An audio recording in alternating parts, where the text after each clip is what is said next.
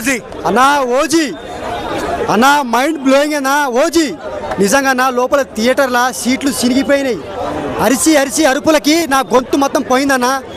నా గుండె మీద ఒట్టు ఓజీ సినిమా హిట్టు నిజంగా 2000 కోట్లన్నా 2000 కోట్లు క్రాస్ అన్నా. మ్యూజిక్ ఏంటన్నా మ్యూజిక్ తమన్ మ్యూజిక్ అదిరిపోయిందన్నా. అన్నా పవర్ స్టార్ అన్న ఎంట్రీ ఉంటుందన్నా వేరే లెవెల్ అన్న ఎక్సలెంట్ అన్న నిజంగా అందరు చాలా బాగా చేసినారు సినిమాలో. ఒక్కసారి సినిమాకి వచ్చి చూడండి అన్న.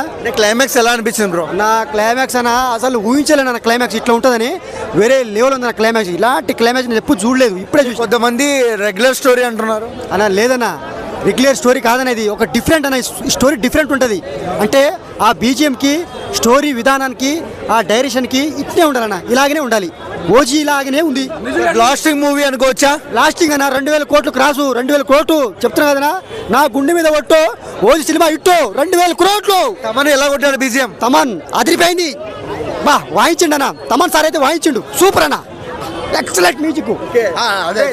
అంటే సుజిత్ ఫ్యాన్ కదా, నిలబెట్టుకున్నాడు ఆయన ఫ్యాన్ ఇజాన్ని. నిలబెట్టుకున్నానా అన్నా, నిలబెట్టుకున్నావు నువ్వు. Super hit cinema. కడుపు నిండిపోయిందన్నా, కడుపు నిండిపోయింది మాకు. చాలు కడుపు నిండిపోయింది ఓజీతో. ఎన్నిసార్లు చూడవచ్చు? One time watchable movie. One time 2 time కాదనా, చూస్తూనే ఉండాలి మనం. థియేటర్లో ఉన్నంత రోజులు సినిమా చూస్తూనే ఉండాలి. మనకు బోర్ అనిపించేది సినిమా. మనం సినిమా 2 కళ్ళు పెట్టి చూస్తేనే ప్రేమతో చూడాలన్న సినిమా అనేది. ఏదో చూసామని కాదు, మనం సినిమాలా చూస్తేనే సినిమా ఓజీ సినిమా.